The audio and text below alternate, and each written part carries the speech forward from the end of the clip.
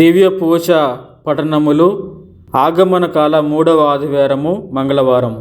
మొదటి పట్టణము జపన్యా గ్రంథము 3వ అధ్యాయము 1 నుంచి 2 వరకు మరియు 9 నుంచి 13 వరకు.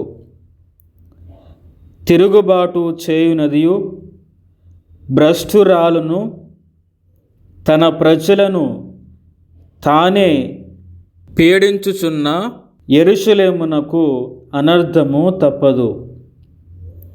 ఇది ప్రభు పలుకులను ఆలింపదాయను, ఆయన క్రమశిక్షణకు లొంగదాయను, ఆయనను నమ్మదాయను, ఆయన చెంతకు రాదాయను. అప్పుడు నేను అన్యజాతి ప్రజల హృదయములు మార్చెదను. వారు పరదైవములను విడనాడి నాకు ప్రార్థన చేయుదురు, నన్నే సేవింతురు. కూషు దేశ నదులకు ఆవల నుండి చెల్లాచెదురయున్న నా ప్రజలు నాకు కానుకలు కొనివత్తురు. ఇశ్రాయేలీయులారా, అప్పుడు మీరు మేము పూర్వము ప్రభునకు ఎదురు తిరిగితిమి కదా అని సిగ్గుపడనక్కరలేదు. అప్పుడు నేను మీ నుండి గర్వాత్మునెల్లా తొలగింతును.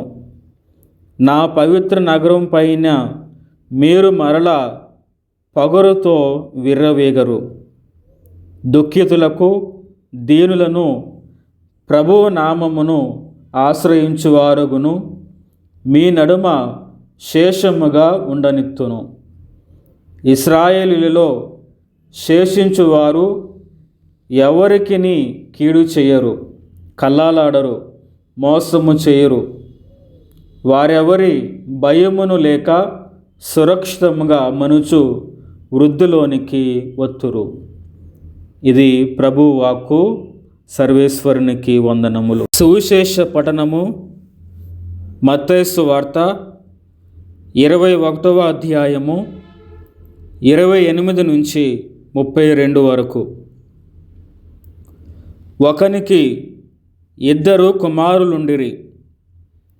అతడు పెద్దవానితో, కుమారా, నేడు నీవు మన ద్రాక్ష తోటలోనికి పోయి పని చేయము అని చెప్పగా, మొదట అతడు వెళ్ళుట నాకిష్టము లేదు అని చెప్పెను. పిమ్మట తన మనస్సు మార్చుకొని వెళ్ళెను. తరువాత తండ్రి 2వ కుమారునితో అట్లే చెప్పెను.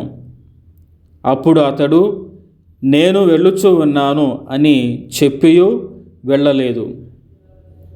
ఈ 2 కుమారులలో తండ్రి ఆజ్ఞను పాటించినది ఎవరు అని ఆయన వారిని ప్రశ్నింపగా, మొదటివాడు అని సమాధానము ఇచ్చిరి. అప్పుడు యేసు వారితో, సుంకరులను జారిణీలను మీకంటే ముందు దేవుని రాజ్యములో ప్రవేశింపబోవుచు ఉన్నారు అని మీతో నిశ్చయముగా చెప్పుచూ ఉన్నాను. యోహాను మీకు నీతి మార్గము చూపుటకు వచ్చెను, కానీ మీరతనిని విశ్వసింపరైతిరి. సుంకరులు జారిణీలు అతనిని విశ్వసించిరి. అది చూసియు మీరు హృదయ పరివర్తనము చెంది అతనిని నమ్మరైతిరి అని పలికెను. ఇది క్రీస్తు సువిశేషము. క్రీస్తువా, మీకు స్తుతి కలుగునుగాక.